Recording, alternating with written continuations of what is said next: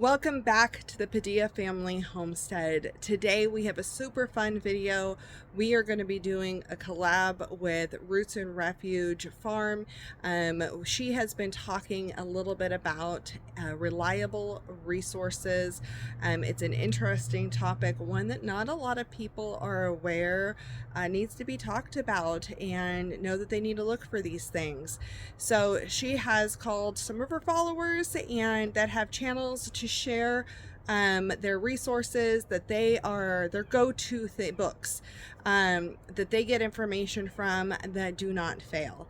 And so basically AI is becoming super popular. We hear about it all over the place. We see the funny pictures where people are coming out of the cars and have like an extra hand or 7 fingers or whatever, right? Well, it's not only in the art world, it's also in the book world, in the blogging world. AI can write all kinds of stuff. And the thing is, the information isn't always tested and it isn't always true.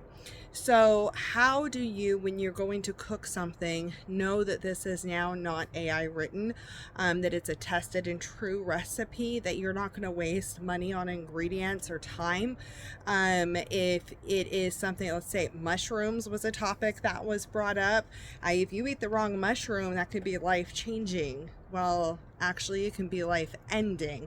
So making sure that if you're going to be learning about foraging mushrooms or things along those lines, that you have accurate information is super important. And so that's what this collab is about. And so once the playlist gets put together, she's going to have a playlist. I will link it in the description below when this video comes out. The playlist will not be there yet, but I will update it with that playlist once I have it. I will have a link to her channel though, so you can follow that in the description below. So today I have 4 books, 3 blogs, and just a little piece of wisdom. So the first book that I'm going to share with you is tried and true. It is Kitchen. It is one of my very first that I really used. You can see it's very used. It is handmade, and this helped me with biscuits and crackers and pie crusts, and she has sauces and lip balms and salves, and I think there's fermenting in here. There's how to use cast iron. One of the things I really like is I got this for Christmas in 2020, and I also got my grain mill around the same time, and she tells you how to use the recipes, a lot of them with home ground flour or also with store-bought flour. So how to change the recipe up, right? So I highly suggest this. It has great recipes in it. If you are newer to cooking, especially get this one. Some people already have biscuit recipes or whatever, but this has been amazing. And I really like it. I mean, there's chicken stock in here, barbecue sauce. I haven't tried that recipe yet. I do want to, but this has really good stuff in it, and it's easy directions to follow, which I really like. The other one is also a cookbook, and this one is in the world of sourdough. So sourdough, it's really easy to fail sourdough sometimes. If you're not doing the measurements right, or you don't have it rising right, or don't have it doing the right time, there's things that you can do to mess it up. And when I very first started, I mean, I didn't have a whole lot of information except for don't use bleach flour and don't use chlorinated water. That was my kind of go-to, but recipes were really hard for me. This book was a game changer. Get this book in a scale, and it changes the sourdough world. So it's artisan sourdough made simple, and it has so used. It has all kinds of breads in it: chocolate chip bread, dill and white cheddar. There's cinnamon raisin, chocolate peanut butter. This is one of my go-tos is the country farmhouse white bread. Another one that this opens to, like, it's literally, that's where the fold is my basic no knead focaccia bread. And then it has bagels, it has things to do like waffles, for with your discards, zappoles, and all kinds of amazing recipes in here. Super easy to follow. I have had no problems with the recipe. Now if I failed a recipe, it's because I did it wrong. And my first time making it was always perfect. My second time making it, if I tried to make an alteration, not always so. So follow the recipes, you will be golden. This is amazing. And use a scale. Okay, so another book that I want to share. Now, I haven't been able to try and true this one as much. There's a lot of information in this book, and it's kind of for when I have property in the future. However, I have been able to go through and look at a lot of it and learn a lot of it. A lot of the stuff lines up with a lot of the channels that I watch and so forth, and different things that I've read. And this book is called Back to Basics. My mom got this for me a few years ago, and it really like teaches you how to tie knots. It's how to build a barn, and how to make soap, and tanning, and making rugs, and there's some cooking recipes in here, how to make beverages, preserving, gardening, installing solar panels. It is one of those things that is not in depth on anything. It gives you the basics to have on hand. And she wanted us, in case there was ever an emergency or time where we needed to know information, living in the city and knowing that I'm a city girl trying to learn all the country ways, this has been very helpful to have on hand. I've been able to resource it for many different things. So it talks about buying and working land, raising livestock, generating your own energy, enjoying your harvest, household skills and crafts, and more. It's all the basics, and it's here in a paper form for you to access if you don't have internet, which is amazing.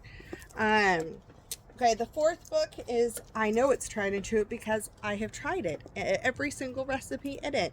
And it is my new ebook. I am working on a series of gluten-free because I have a really hard time finding good gluten-free recipes that work. And so my first ebook was the How to Enjoy Pumpkin Spice Seasoned Gluten-Free. It's all about pumpkin, but there's pumpkin whipped cream and caramel sauce and curry and pumpkin cream cheese muffins, cookies, biscotti, all kinds of good things in here, different flavors for roasting pumpkin seeds.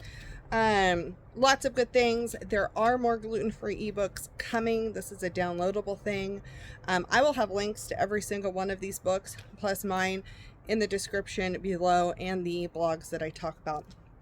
So I have more books that I'm working on that are in the process of coming out. I'm hoping mid-November will be the next one that'll be focused around the holidays. So if you are looking for gluten-free recipes and you are looking for tried and true, these are tested. We have been making them. We love them, and we are excited to share them with you. So that is an ebook that you can print, or print and put it I put it in a binder sleeve. Makes it super easy. You take out the sleeve that has the recipe in it, bring it to the kitchen, cook, you get stuff on it, you wipe it off, you put it back in the binder, and you're good to go. It's also available digital. It's a PDF download, so you can look at it on your phone, your tablet, your computer, whatever, and work off of that too. So the blogs that I want to talk about, which is another resource. Now, the thing with blogs is it's great for now, but if you ever were in a situation where you didn't have internet, or it was something you really needed to resource and you just didn't have access to it, then printing things out is important. I think having those little card file boxes where you can put recipes in. I have one for food recipes. I have one for like herbal-y type, like skincare, lotion, rinses, sunblock, things like that. I have a box for that. And then it just makes it easy for me to access and find them. So sometimes when I watch YouTube channels, I do that as well, but you can put stuff in a binder, whatever you need to do. If you use it and you love it and you try it, print it, have a hard copy of it. So the first one is Farmhouse on Boone. I really like her blog. She has tons of information on there. She has skincare things, she has recipes, she has sourdough, she has all kinds of fun stuff on there, and she uses them. She likes them. They're great. So I have taken some, I've tweaked some of them, made them my own. I have done them how they are. It's a great resource. The other one is the Roots and Refuge blog. Yes, they have a blog. It's amazing. A lot of her older stuff from her YouTube videos has been being put onto there, the recipes. So resource, use that as a resource, print things out, make things at home with that. And then I have a blog. I have been updating it. It's newer. I just transferred everything over to a WordPress site the last few months. So I have been trying to get it all going, but that is where I'm putting all my recipes. Right now we're doing a heavy emphasis on gluten-free. However, I have to eat low sodium. My husband eats low sugar and my daughter's gluten-free. So there's going to be a combination of different types of recipes, plus of course sourdough, because we just love sourdough. And then we're going to have skincare stuff and all things that we love and DIY projects. And I'm trying to get it to where it's printable, easy for you access, easy to understand. So those are the 4 books and the 3 blogs that I am suggesting. I really, no matter what resources, check out this playlist and see what everybody else is talking about, what resources they're suggesting. If you are taking care of animals, you need to have books on animals that are reliable.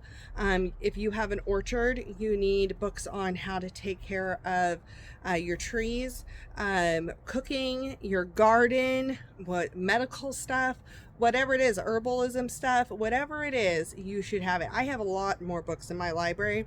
Not all of them are completely tested and true at this point for me. But I got them because, like, for herbalism, Honeystead, the YouTube channel Honeystead, referred a ton of books. And that's what she uses for all of her herbalism and what she went through for school for her apothecary. And there's so many resources that I just haven't tried all of them yet, and I don't know it well enough to refer it myself. So check out her videos, because she has a lot on books that she suggests, and really, really look at those and go to people who you know use them, who you know have the knowledge, and get that information. Beware of inaccurate information, AI written stuff where it's not tried and true, that you are really paying attention where you are sourcing your information from, especially if it's something that involves your health. I think that's really, really important. And the last little bit, the encouragement I have, is the most important book that I have and the biggest resource for me for the sense of peace. Through all the things going on in the world, the place where I get the most peace is when I'm reading my Bible. And so I highly suggest that you have a Bible on hand, that if you are feeling overwhelmed, go to it, read it, and it makes a difference. And so that's my final tidbit. I just want to thank Jessica for inviting us to join you in this collaboration of videos about reliable resources and information. I think it's amazing. I think it's an important topic to talk about, and it was fun going what are my ones that I use the most, and those first 2 are the ones I use pretty much daily, if not weekly. So we will see you here back at the Padilla family homestead on our next video. We post Monday, Wednesday, and Friday. I update my vlog. I'm over on Instagram. All of my links will be below.